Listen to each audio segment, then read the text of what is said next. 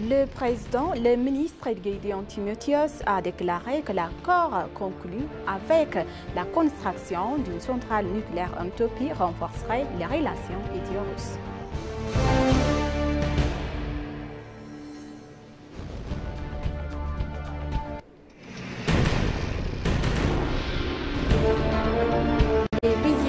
Investisseurs manifestent un vif intérêt pour l'implantation d'usines de production de véhicules électriques en Éthiopie.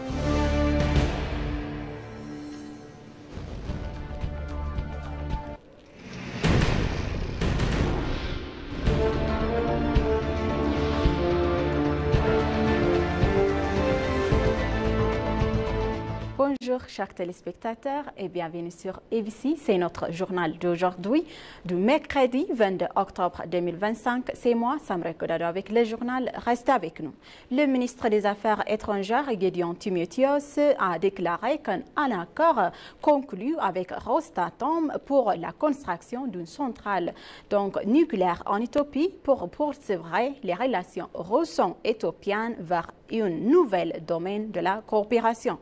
Gédéon Timotheos, en visite de travail en Russie, a publié une déclaration commune après s'être entretenu avec son homologue russe Sergueï Lavrov. Donc, il a rappelé qu'un accord avait été conclu pour la construction d'une centrale nucléaire en Éthiopie et qu'un accord avait été conclu avec Rosatom pour le démarrage des travaux. Il a ajouté que cet accord a poursuivi et donc renforcerait les relations entre les deux pays vers un nouvel domaine de coopération. Pour sa part, le ministre russe aux Affaires étrangères, Sergueï Lavrov, il a exprimé sa satisfaction quant aux consultations menées sur les relations entre les deux pays. Gédéon Timotheos a déclaré également que sa visite de travail en Russie renforcerait ces relations entre les deux pays. Il a souligné que l'adhésion de l'Éthiopie au BRICS offrira aux deux pays un nouvel agenda de discussion et a confirmé la volonté de renforcer leur coopération bilatérale et multilatérale entre les deux pays.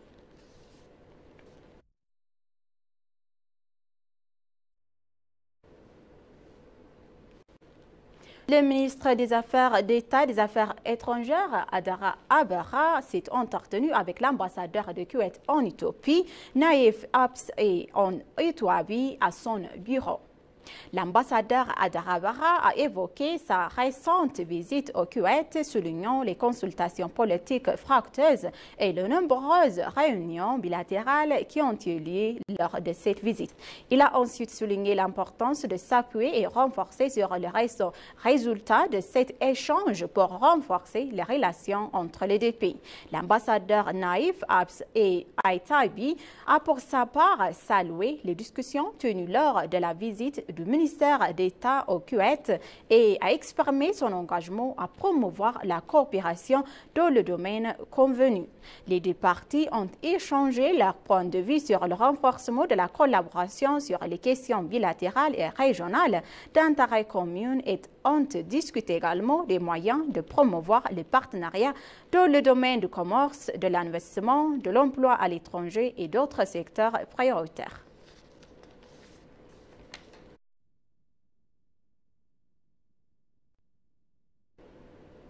L'Éthiopie et la province chinoise de Shanxi ont annoncé qu'elles continueraient de renforcer leur coopération économique et commerciale. Les deux parties et les deux pays ont fait cette annonce lors du Forum économique et commercial d'Éthiopie-Chine de la province de Shanxi et qui est tenu hier à Addis Ababa. Les deux parties collaboreraient également, notamment dans le domaine du tourisme, de l'industrie manufacturière, des TSI et aussi de l'agriculture, ainsi que de l'énergie renouvelable et du développement des ressources naturelles. À l'occasion, le commissaire de la Commission éthiopienne d'investissement, Zeleka Temesgen, a déclaré que l'Éthiopie dispose d'un potentiel commercial et d'investissement favorable. Donc Wang Xiao, vice-gouverneur de la province chinoise de Shaanxi, a déclaré que les investisseurs de la province souhaitent renforcer leur participation aux opportunités commerciales et d'investissement en Utopie. Les deux parties ont également discuté de la coopération visant à renforcer les ressources naturelles de l'Utopie et de la province chinoise en retombées économiques et positives. Donc, les chefs d'entreprise de la province de Shaanxi ont salué le travail de l'Utopie, notamment dans le domaine de l'agriculture, de l'énergie renouvelable et de l'investissement, ont exprimé également leur souhait de renforcer la coopération bilatérale dans ce domaine.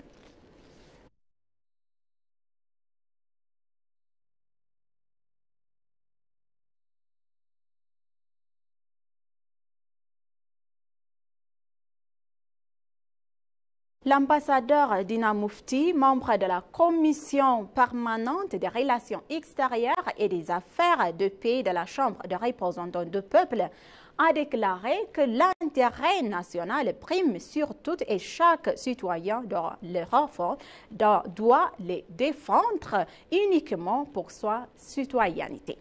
L'ambassadeur a également déclaré que les divergences d'opinion ne devraient pas faire obstacle à la poursuite de l'intérêt potentiel. Les activités de chaque catégorie doivent servir l'intérêt national, a-t-il ajouté.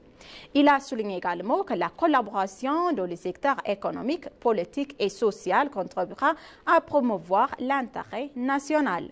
Il a déclaré que le barrage de la Renaissance éthiopienne illustre la résilience de l'Éthiopie malgré de nombreuses pressions extérieures et exercées pour défendre son intérêt national.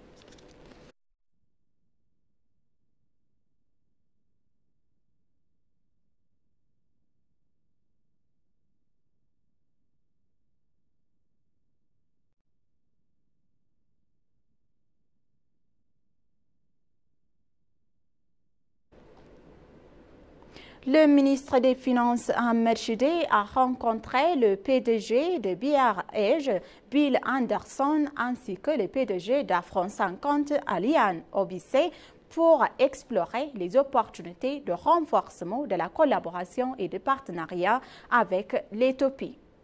Lors de son entretien, les échanges ont porté sur les perspectives de partenariat et d'investissement dans le secteur pharmaceutique éthiopien, un domaine en pleine croissance. Le ministre Ahmed Shideh met en avant le potentiel de l'Éthiopie pour le développement du secteur pharmaceutique. Au cours de la discussion, le ministre a souligné que le pays compte parmi les économies et les populations les plus dynamiques du continent africain, selon les données du ministère des Finances. Il a réaffirmé l'engagement du gouvernement éthiopien à créer un environnement favorable à l'investissement, encourageant les partenariats internationaux dans le secteur stratégique à fort impact, notamment l'industrie pharmaceutique. La réunion a également abordé des pistes de collaboration visant à renforcer la production locale de mécanismes et de médicaments essentiels. Dans le même esprit, le ministre des Finances, Ahmed Shideh, s'est entretenu également avec les PDG d'Africa 50, Alian et Biobissé afin de discuter d'une collaboration accrue dans le développement d'infrastructures à fort impact. Le ministre a réaffirmé donc que le développement d'infrastructures demeure une priorité nationale stratégique en Éthiopie.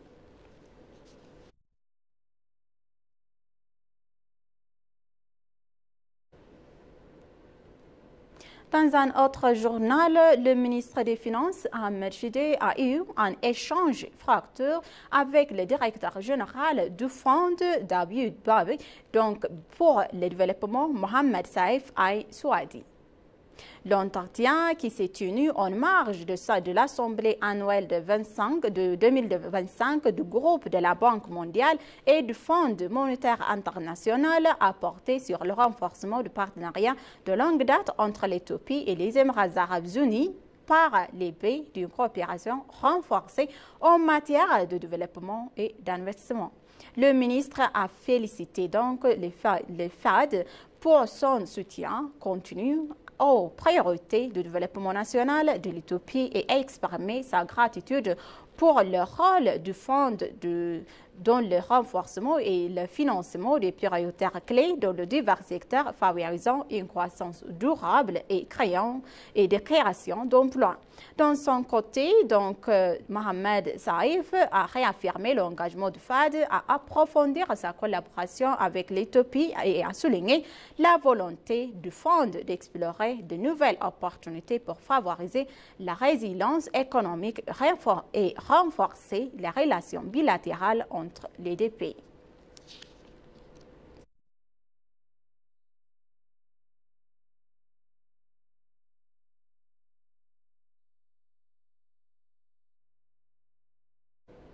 Les investisseurs étrangers et locaux manifestent donc vif intérêt pour l'implantation d'une usine de production de l'assemblage de véhicules électriques en Éthiopie, a déclaré le ministre d'État des Transports et de la Logistique, Barao Hassan. Le ministre d'État a révélé que des investisseurs étrangers, notamment des entreprises de République tchèque, d'Allemagne, de Norvège et d'autres pays européens, ont soumis des demandes pour la fabrication et l'assemblage de véhicules électriques en Éthiopie. Selon lui, le gouvernement a élaboré une stratégie globale pour évaluer et traiter les propositions d'investissement. Barrault a présenté l'objectif ambitieux de l'Éthiopie de porter de nombreux véhicules électriques en circulation sur les portes nationales à plus de 500 000 unités au cours des 10 prochaines années. À l'avenir, les véhicules électriques seront identifiés par des plaques d'immatriculation et vertes spéciales et bénéficieront des diverses institutions et gouvernementales, a affirmé Barrault, témoignant du soutien continu du gouvernement aux solutions de transport durables.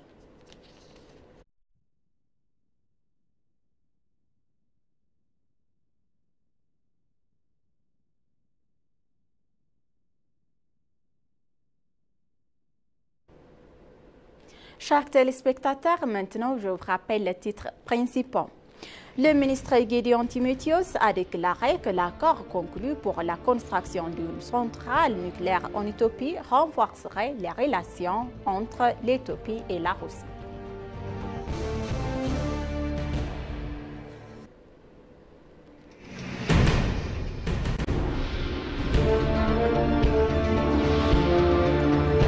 Les investisseurs manifestent un vif intérêt pour l'implantation d'usines de production de véhicules électriques en Éthiopie.